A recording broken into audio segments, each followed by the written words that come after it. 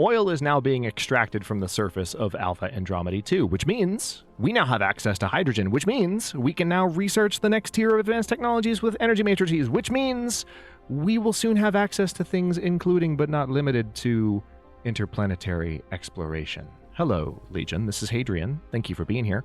Let's play some more Dyson Sphere Program in our Alpha Andromedae series. So yeah, I'm pretty flippin' excited. We just started at the very end of the last episode setting up our oil refineries. Now, we don't actually have the outputs for those refineries set up just yet, but we're going to do that right now. And you can actually tell that we don't have the output set up because they're all glowing yellow. Well, they're not glowing yellow, but there's the yellow circle. So, as I said, there are some very special controls that you have to use in order to do this really effectively. But I'm going to set up 2 lines kind of going this way, side by side. And also, let me go ahead and build some additional sorters. We're going to build them one at a time for reasons that have now been demonstrated in the series. Now, for the first time, again, these refineries are taking in a single resource and producing 2 output resources. So notice that when I build the sorter, it's giving me the option to filter different output resources. So one of these belts, if I use tab, I don't have to worry about building the sorter and then selecting the sorter's preference, which you can totally do per sorter. I'll show you very quickly before I build this one. Any sorter in the game can be selected, and you can set a filter to where the sorter will only grab a certain resource. Really, really handy in certain situations. But you don't have to do that. That's what I did a lot when I was first playing Dyson Sphere Program. But you just start building the sorter and use tab as you are placing it. And you place it in the same way you do any other sorter, because this is an output sorter. We'll start from the output building and end on the output belt. And let's go ahead and have, I think I'd like to have hydrogen on the, I'm thinking, on the inside belt. So let's do the inside belt.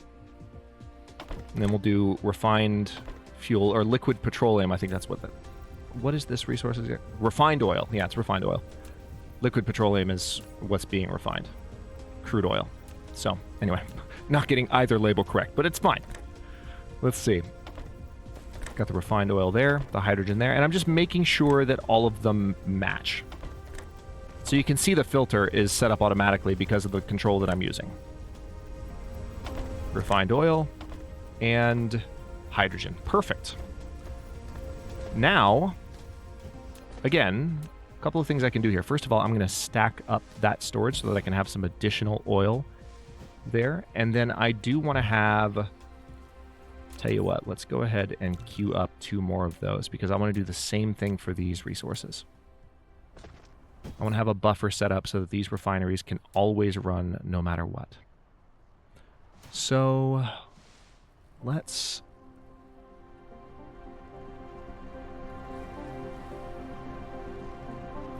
There we go. There we go. Now we don't have to use sorters here. You just plug them directly in and they fill up like so. And then we will go ahead and provide some additional room. So now we have those refineries running pretty constantly. You're seeing them empty their contents out because they backed up for a moment while I was transitioning episodes there. But let's see how the rest of our apparatus is going. It's always good just to glance at things. It looks like our metal situation has been completely solved by the building of the second mine. Our stone situation remains optimal, despite the fact that we've started consuming stone. So, interestingly, it does look like the mine is slowly, very slowly, well, maybe not. I was going to say it looks like it might be slowly emptying out, but it might be producing at the exact rate that it's being consumed. So, at any rate, it's not going to be a problem in the immediate future. So now that all of this is happening, there are a couple of things that we need to do. I have the ability to build matrix labs. I can build 2 of them. Let me go ahead and queue up 1 more. Now we're going to set up on this side.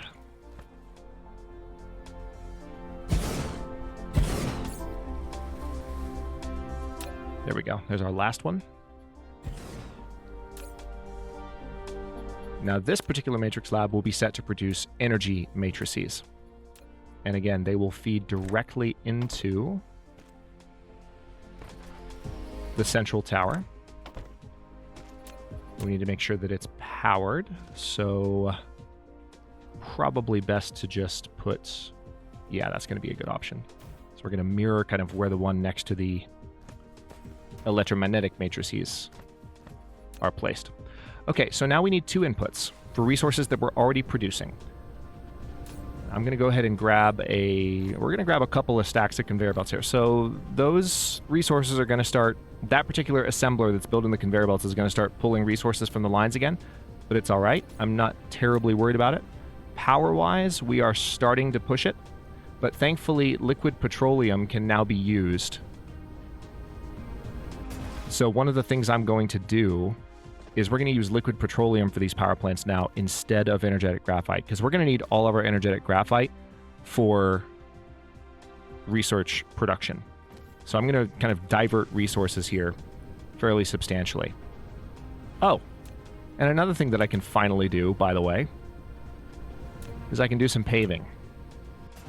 So while I'm close by, I'm going to go ahead and grab 1 stack of steel, and I described this just a few episodes ago, I think. This is now happening. You're seeing one of the steel smelters completely emptying out. The other one is not even emptying at all because it can't empty onto the line right now.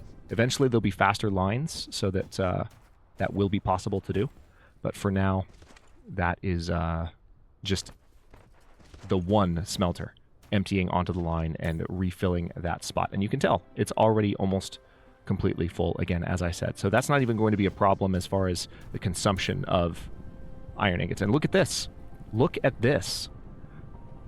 This storage is completely full. So this buffer system is now working quite nicely with my current production parameters. As I start to consume more, that will not necessarily remain the case. But that is fantastic to see. So what I'm going to do now is I'm going to go ahead and queue up the production. Looks like I need some stone. You always need stone and steel whenever you build these. So I'm going to cancel that, and now I'm going to give those orders again, because now I just have the resources in my suit, in my inventory, to build things. So this is foundation. Now I'm going to tell it not to use an actual foundation on the ground so that you won't be able to see it. But we're going to use our soil pile. You can see I'm using up some of it right now to place this stuff. So I need both soil pile and the foundation itself.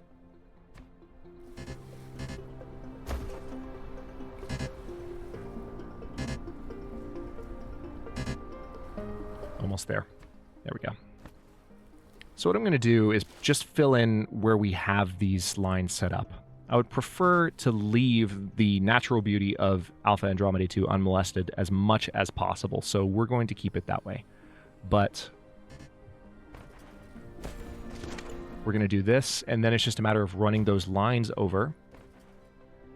We're going to run the refined oil so that the power plants can run off that, and that will produce more energy than the energetic graphite does, so that'll be great. But then we will also run... Hang on, let's see how we're doing here. Yeah, it's still producing it. So that'll be great. But then we'll run the hydrogen over for the production of these, and then we just need to run our energetic graphite up in a line to that particular spot. We're very close to being able to queue up a ton of new research that uses both the blue cubes and the red cubes. And it's going to be very interesting to see the entire production apparatus supporting that effort in the next couple of moments. Okay, so...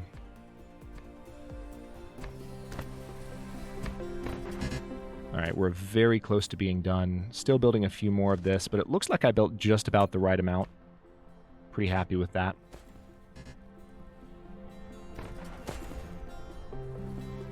I might kind of leave this as is. I'm going to fill in a little bit more here in just a second. There we go. Perfect. All right, that's enough for me. So now we're going to be able to build more there when we feel that we need to. And this is going to be a pretty, like, this little area you see me walking around on, this entire section will be much more complicated in about 10 episodes or so. But for now, we've got plenty of conveyor belts. Let's go ahead and start bringing some of our new fuel sources across the base. For those of you wondering, you don't have to use conveyor belts to have things travel long distances. You absolutely don't. there will be other options later on, and you'll see me using those options as well. But for now, conveyor belts are the only option that I have. All right, so I'm going to bring this conveyor belt to about here, then I'm going to bring it up a couple of levels so that it can travel over this building, and then bring it back down. So watch this. So you see I've just gone over the resource deposit there. Now that I've got a little bit of momentum with the series, those of you who haven't played Dyson Sphere Program before are probably, in many cases, beginning to see the appeal of this to me and to the channel in general. And while I think that is likely the case, I would also say, oh, you have no idea. Just wait, we're getting there. But this is a game that just gets better and better and better and better and better, and I just can't wait to take the entire journey with you. So let's... Again, this is a new feature that's been added. I love this. It automatically builds a tiny little arch for you, which I'm going to totally take advantage of that right now.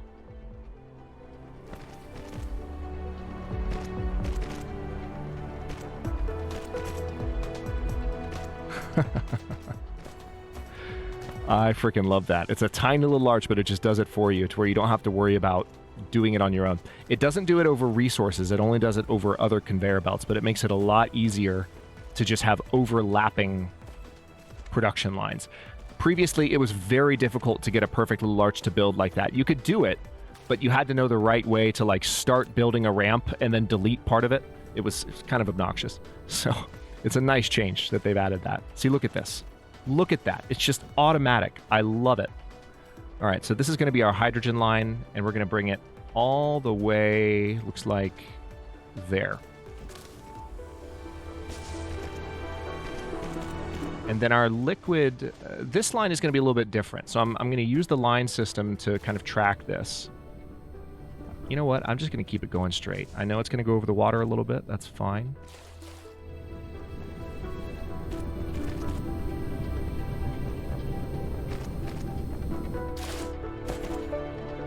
Thankfully, there are no rogue nations on on our planet that we have to worry about attacking this oil pipeline that we're building. Don't have to worry about that in Dyson Sphere Program. At least not yet. There will be an alien adversary. But the multiplayer mod, for the time being, and eventual multiplayer for Dyson Sphere Program in general, I'm sure, it does not require... It doesn't involve any kind of competition between players. It's purely cooperative. It's a lot of fun. All right, so now we have this liquid flowing in both directions. Oh, we're still not completely done building over there, and ooh, Icarus is out of power. How am I doing? Yeah, I'll need to grab more of those in just a moment. So let's finish these.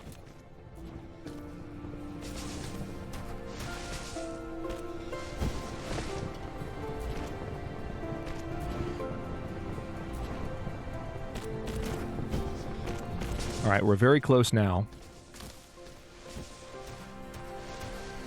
I'll need to build one more line in just a moment. But I'm already noticing how, like, it's amazingly easier just to build lines where I would like them to be and just build over and let the game build the arches for me. It's visually, it's different. I'm not used to it, but it works. It's visually less complicated than using a sorter with filters going in certain directions so that things get split the correct way. I like it. I like it a lot. Okay. So... Perfect. Look at this. It's going to feed straight in. Straight in. I'm going to put the hydrogen straight across. Oh, no. Actually, it's not going to feed straight in. Just kidding, because the... the Tesla tower is right there. Okay.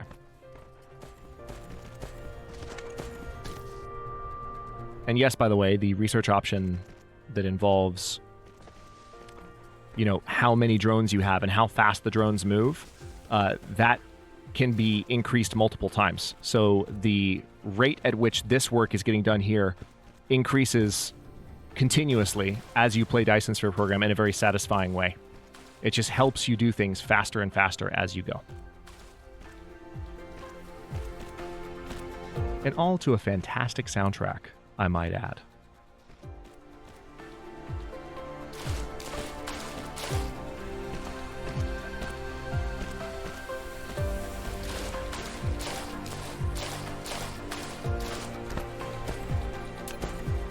I'm going to stand right next to this closest one so it gets done, and I can go ahead and build the conveyor, or not the conveyor belt, but the sorter. And there we go. That is one of the two inputs. Fantastic. Remember, we've already built the outputs for the cube, so we just need to send the second resource over. Now, I think what I want to do here, this is going to be a little bit interesting because I'm actually going to... Well, no. No. Never mind. Never mind. I know what I'm going to do. Let me build these. I'm going to slowly get rid of one power plant at a time and reallocate the daisy chain, reposition the daisy chain so that it starts over on this side. Now let's see how much power that changes. We see that is what got taken off, but let's watch the power meter here as the first liquid hydrogen power plant comes back online. But actually it looks like it's about the same. Really? 4.5 megajoules versus... I thought it was better. 6.7. It's actually not quite as good, but it's okay. I mean, I still want to have our... I want to use this fuel for powering the planet. Absolutely. So we might have to build a few more power plants. But I'm okay with that. So the game is yelling at me a little bit with all that yellow.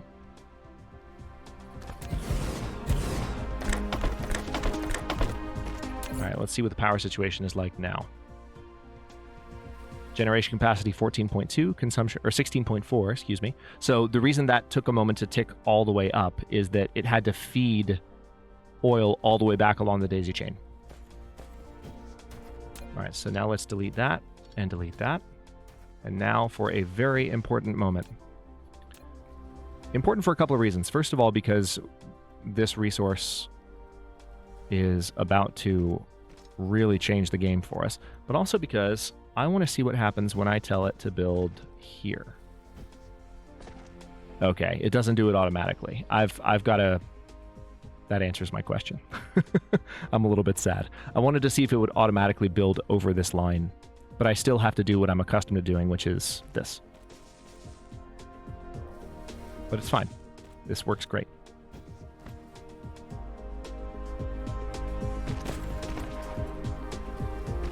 Now, I believe what I'll do here is have these come down. Let's set the line up. We'll run it backwards like so. Perfect.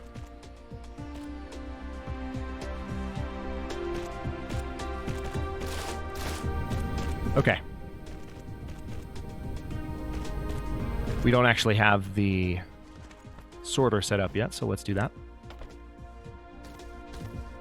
Again, this is a very different setup from anything I've done before. It's one of the things I really like about Dyson Sphere. Even when you have best practices that you use to set up your base, and you know, I obviously like a certain kind of spread out feeling to what I'm doing. Even when you do that,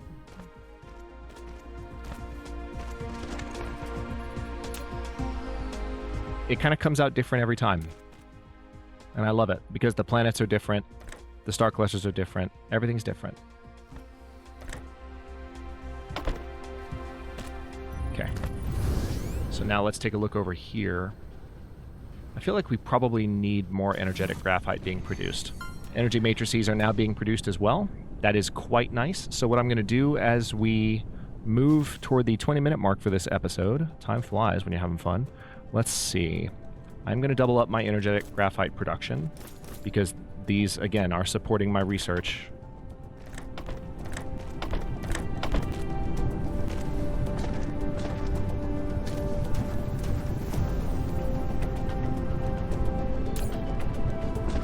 Perfect. All right, I'm going to go ahead and put my coal in this particular... There we go.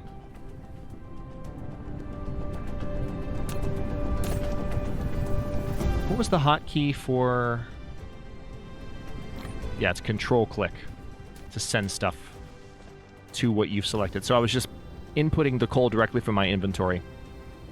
Okay, let's queue up some territories. Oh, wait. Oh, yeah, I used up the last of my energetic graphite. That's fine. I'll just pull some off the line real quick. I have some in my inventory, too, so I'll just plug that in. We'll grab some more in just a few moments, maybe at the beginning of the next episode. But for now, very important moment here, because not only do we have access to the Mecha Core upgrade for additional max core energy, let's go ahead and do that, because that's not going to take too long. We can make Icarus a little faster. Let's do that. We can improve... I don't need new inventory capacity just yet. Additional construction drones? Yes, please. 2 more. So all of this line building that I'm doing will be the equivalent of 2 drones faster. And what do I need here? And then it looks like I am researching what I need for this next thing.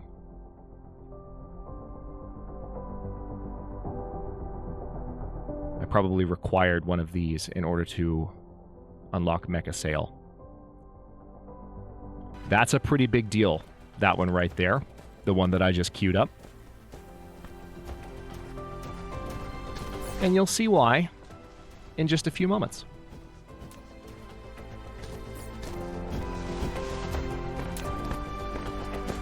It does look like the line is quite full. That's what I like to see. So it's basically, we're producing these as fast as we possibly can right now. And one of the reasons I like that is that I do need some additional fuel for my suit. So I'm going to go ahead and just pull some of these off the line. I'm watching the amount that's going into... Yeah, I'm going to let it go for a moment so it can catch up. Yeah, perfect.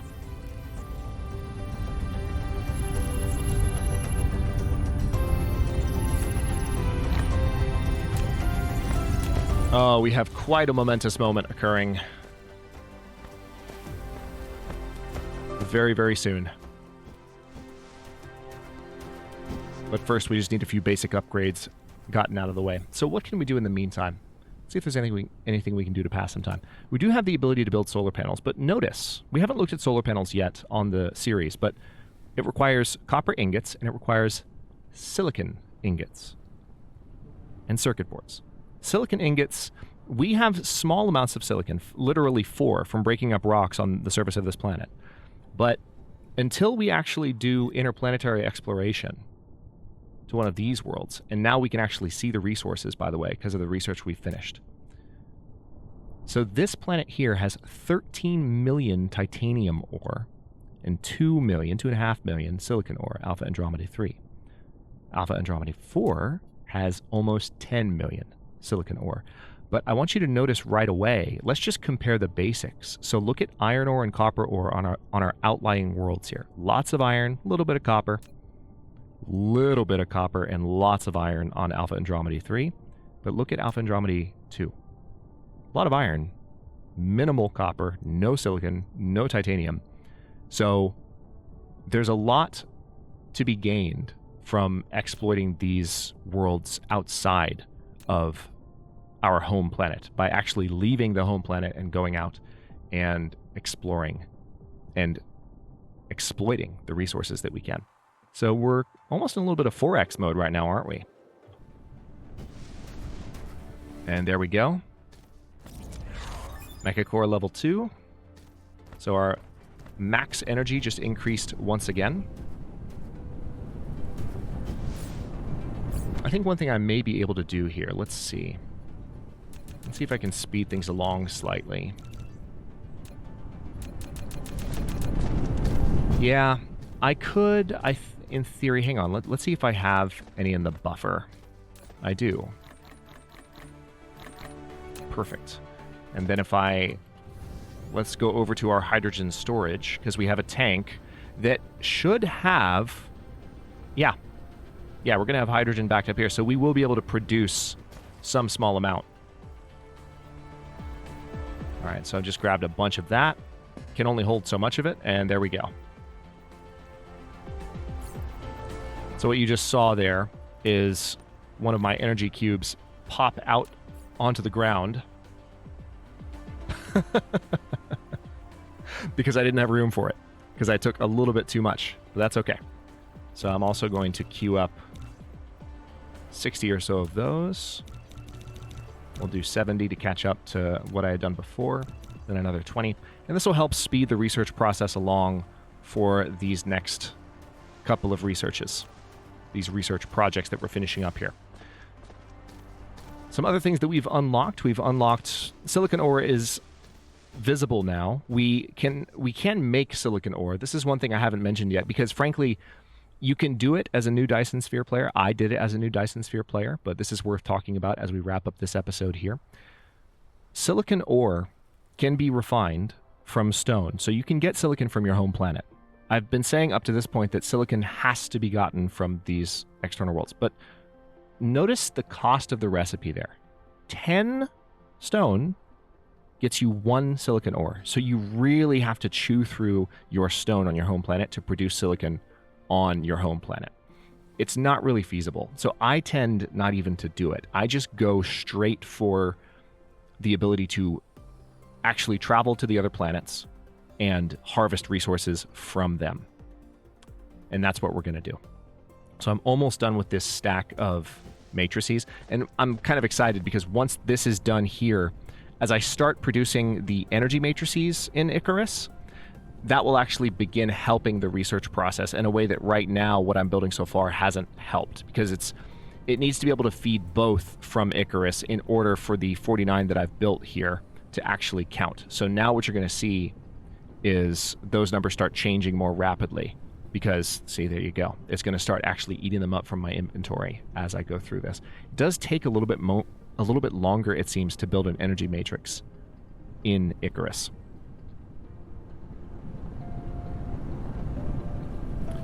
All right, so I could also set up automation for the sorter Mark IIs while we're sitting here.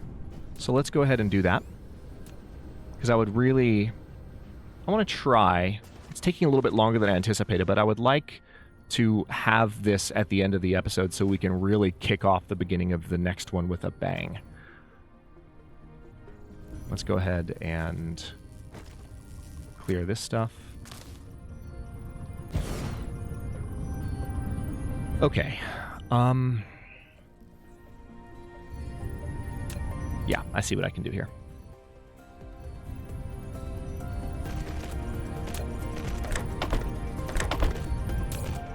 All right, so we're going to set up sorter Mark IIs for this building.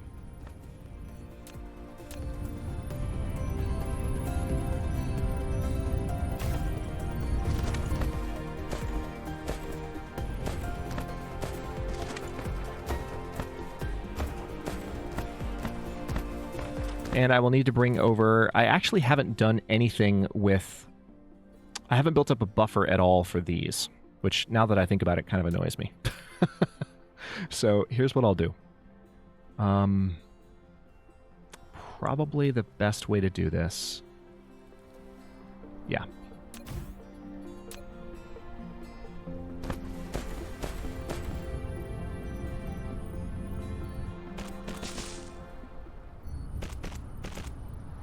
I know that's a weird little zigzag there, but I think visually that'll probably be the most satisfying thing.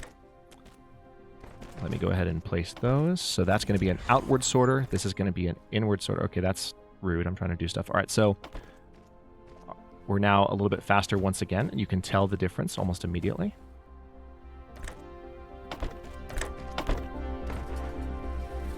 All right, so what's going to happen here is this sorter is going to pull these out and spit them right back out, this buffer here. But what this will do is, when the line is backed up, this box will fill up.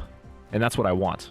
So I'm all right with that, even though it looks a little strange. Oh, wait, I just did that wrong again, didn't I? Oops. Streamer brain affecting my Dyson Sphere Program decisions. That's going to be problematic. I'm kidding, it'll be fine.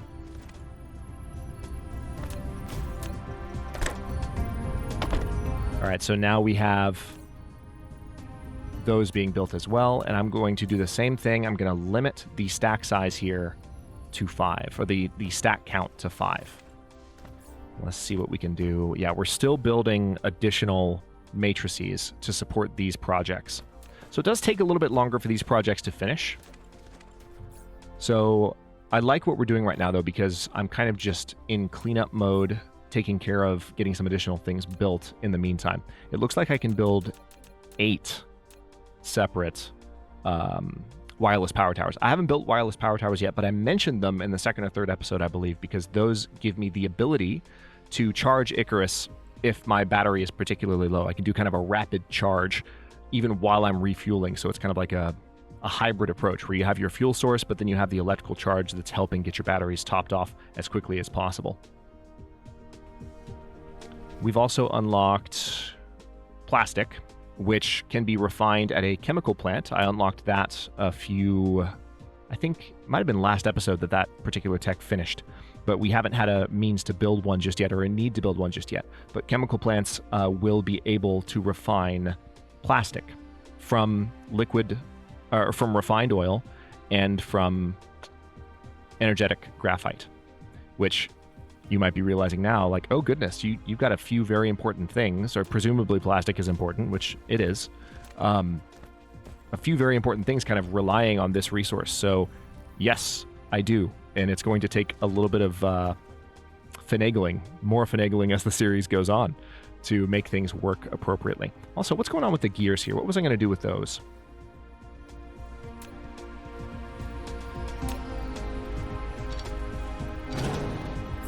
For now, I'll just delete that. And actually, as much as I like this zigzag, actually, I'm kidding. I don't know why I say that. I don't like this zigzag. Let's make it stop. We're just going to do that. Still a little bit of a zigzag, but not as bad of one. All right, so we're almost done producing additional energy matrices. I can grab some additional hydrogen and keep producing them.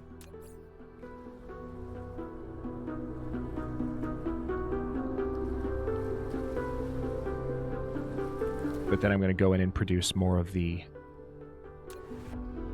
electromagnetic matrices. So yeah, I think what I'm going to have to do, I got a little bit excited with how quick those research projects were going to finish. I thought maybe we might be able to push through them, but I forgot that we are at a stage where the research does move in the beginning of the game somewhat slowly, despite the fact that the previous series of projects kind of plowed through so quickly.